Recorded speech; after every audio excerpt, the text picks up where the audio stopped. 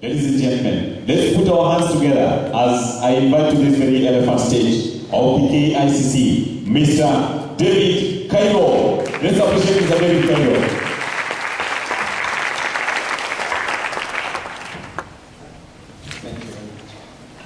Good morning, everyone. Good morning. Thank you very much. My name is David Kairo, and I'm grateful to the organizers, Miriam and Tim. Thank you for having us here. And we are very excited to be part of this team and to be part of what is happening here. And as the MC has said, we are Microsoft for Africa, and this is an initiative that was set up February of last year with the whole intention of accelerating Africa's economic development. And I'll give him a few minutes after this just to talk about especially the development experience, what we do with startups, and anything that else that you may be able to be in need of. So, like I said, the initiative was set up last year, and this is something we're doing across Africa. And I'm happy to say that a bulk of the team within Microsoft for Africa actually sits here in Nairobi. That means you have access to several of our team who are here to be able to help you with what we're doing around the For Africa initiative.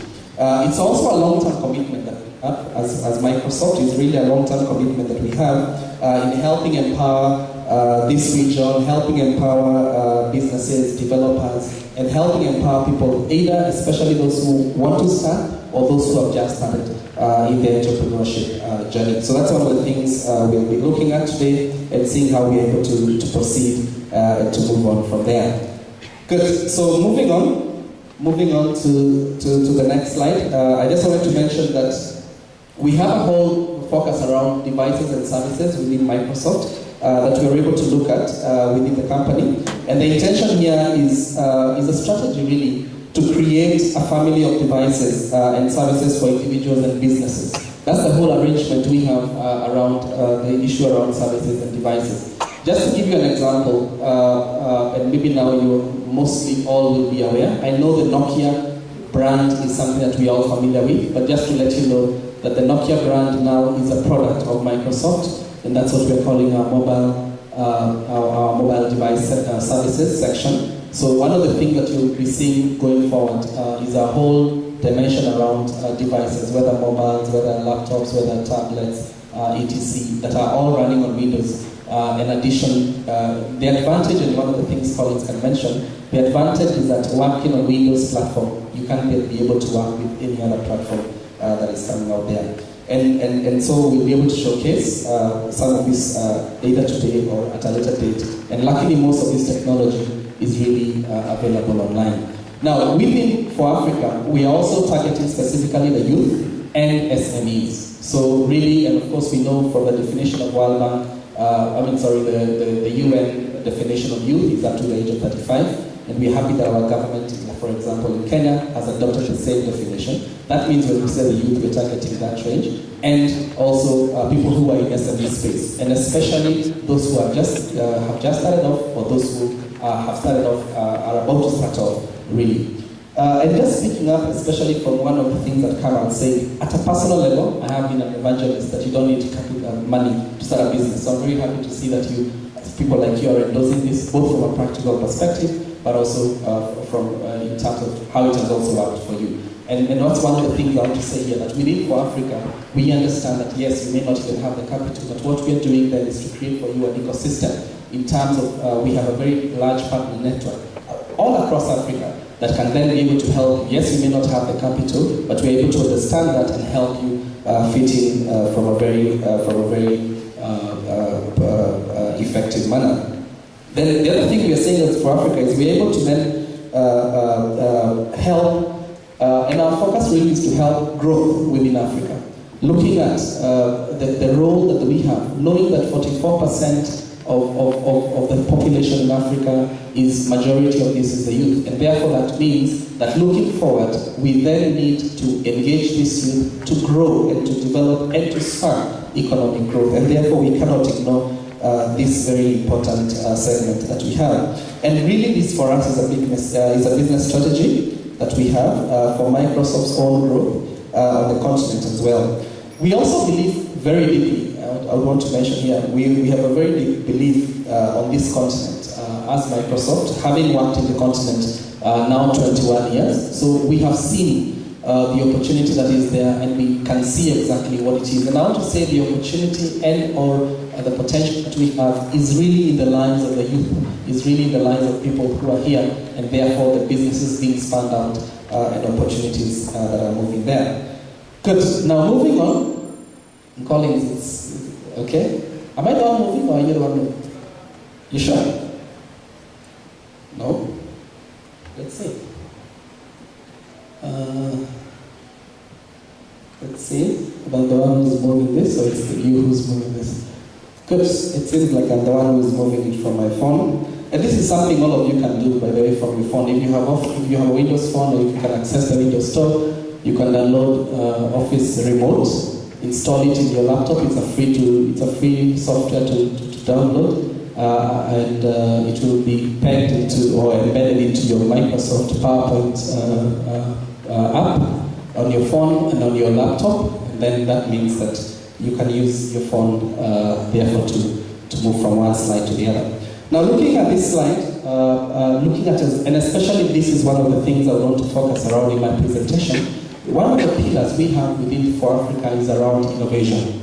And it's because, like I said, though the focus in terms of target group is the youth and SMEs, we intend and we understand that one of the ways of moving this and building this ecosystem, therefore then is to encourage, is to harness and to create an ecosystem around innovation. So, regarding some of the information around innovation, one of the things I want to say in terms of breadth on what we're doing around innovation, is that we have created 2 app factories. One of the app factories, for example, is in Egypt, and the other one is down in South Africa. And each of these are staffed by what we have as interns, student interns who we pay. And their work really and has been then to develop apps. And I'm happy to report that out of these app factories that we already have established, physical app factories, we are able to churn over 90 apps per month that are consumed within the ecosystem. And like I said, these are students, so they are getting an opportunity at its times both to be able to make practical what they're learning, but then also to make a living, to earn from what they're doing. And remember, once they put their apps on the store, it then means that they continue having a living as long as the app will then be able to be in use for that. And so these app factories, like I've said, are able to churn as many as 90, over 90 apps. Over 90 apps in a month. So that's one of the things that if you want to be involved in, then you can be involved in. I'm happy to say that in Kenya, for example, we already have MOUs, for example, in March this year with iHub, we have MOUs with MLab, and we're willing to work. I think we already have discussions with IBs, and we are already engaging with that. So it then also means that even if you don't access us as Microsoft for Africa individually, you can then access us through partners. And we have that facility that comes there. One of the things that I'll ask colleagues to mention maybe at the end or towards the end is exactly what are some of the benefits you'd get by working with our partner ecosystem. For example, the iLabs, the MLabs, MPH, 88, UTC, we are working with them. And remember, this is across Africa, but I'm looking at this to give you the context that we have from here. So moving on, and now, in addition also to what we're looking at from an innovation perspective, and moving on, good, is a pillar we have called world-class skills. And world-class skills is really, I would say, by terminology, we would look at it as what we call the For Africa Academy. But in terms of practice, it's not an academy in terms of sitting down and reading and everything. It's actually some of the outputs that we have depending on the different type of audiences that we are addressing in this. And one of I personally sit around the School of Government. At the School of Government, we are looking at ICT policy frameworks, working with governments across Africa. And that's where I personally sit within For Africa. But we have others. For example, we have the Leadership Academy. For example, we have the MVA, which is the Microsoft Virtual Academy. I would encourage each one of you, if you can just go to www.microsoftvirtualacademy.com. You will be able to access free content on various topics that can help you. We've just finished producing content around how to start a business, around entrepreneurship, and all this content is free for you. So it's something that you can just download, access. And I would say they're mainly video presentations. So it's more of a live, and these are things you can just download. We once in a while will have calls for a particular course, and if you want to engage with us, then you can go to MicrosoftVirtualAcademy.com and you can access each and every of this content. iphub.co.ke, and IP is Intellectual Property Hub. iphub.co.ke. This is a hub that allows you to register your intellectual property. We are helping you register with a lawyer, with Kenya Industrial Property Institute, with KICC, for example. You can register that information, and that means that even now if you share that information, no one can steal that idea. At the moment, it is free. You don't incur any cost. So please go to IP Hub, register, and it is there. So Collins will just take us through quickly on this stuff. Thank you. Hi everyone. My name is Collins. I work at Microsoft as a developer platform evangelist. So you can say I'm a pastor for developers. So how many of you here are developers? I won't ask how many are scientists. I'll ask you how many of you are developers, or who develop applications, websites, stuff like that. Not a good number. Please raise your hand well if you're raising, please. Thank you. Several. Okay, so actually anybody can be a developer.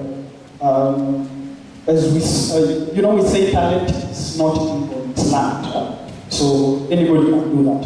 But just to provide some insight into what we do, I'm actually the manager for the IP Hub currently. That's my key role. So providing support to developers on how to copyright their intellectual property. Basically, the idea is for IP Hub, we are starting with developers because that's our key focus. As Kamal would say on this, the laws in Kenya don't really support copyrighting or protecting intellectual property that are software. Or could you do that? You can't. So it's a big hurdle, so that's why we decided to start off with that. But we're also thinking of going to other arts, like musicians, if you're an artist, copyrighting a photo, stuff like that. So jumping into the developer space, Microsoft has two key programs that it's running for developers. There's one called BizPack. BizPack basically is support that Microsoft provides to software startups. If you have a software startup, it's less than 5 years old, it's making less than $5 million in profit. $5 million, not shillings. So almost everyone falls in that bracket. And you're building software. So what Microsoft does through the BizPack program, it provides you with access to all Microsoft software for free, all Microsoft partners, mentors, and the Microsoft network, all for free for 3 years, including the Microsoft Cloud, those Azure. How many have heard of it? Okay, that's a story for another day. So basically, you're providing support through software and devices, if possible. And if you're working on projects that have high potential, Microsoft also comes in to support you, to provide you some funds to assist you in pushing the project to the market. The idea is within 3 years, you would have broken even for you to afford purchasing your own software. So that's a critical point. The first 3 years is a critical point for a startup to make it. And one of the biggest hurdles is, is capital. So you're focusing on capital to push your product into the market. Then that means you won't be in a position to afford to buy software. So a similar program called DreamSpark. So if you want to get access to DreamSpark, just go to microsoft.com/BizSpark. BIZSPARK. So go check it out and then you can apply. Apart from that, there's DreamSpark. DreamSpark is a similar program, but now this is for university students. It provides access to some software for students in universities. So basically, your university gets enrolled to DreamSpark. I know Nairobi University, Kenyatta University, the process is required.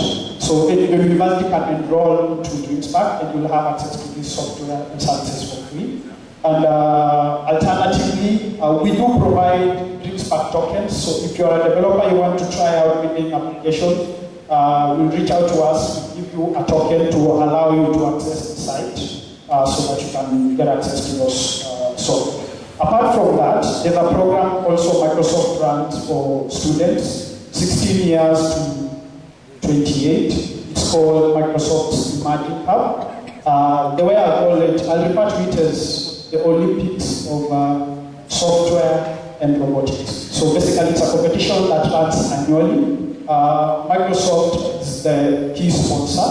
So what it does, there are categories that people compete, and compete from national to worldwide level. So basically, you require a team of not more than 4 guys with a mentor if you want.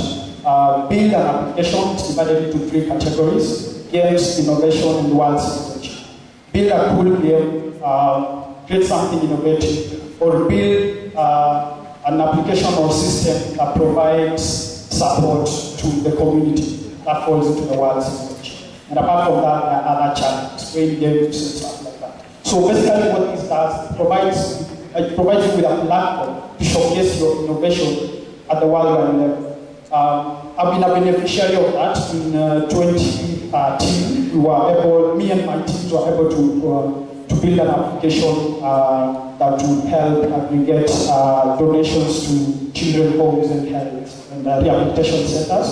And we managed to represent Kenya in Russia the same year. So what Microsoft does, it sponsors the winning application to travel to a world destination to showcase their project. And apart from that, the prize is up to $1 million.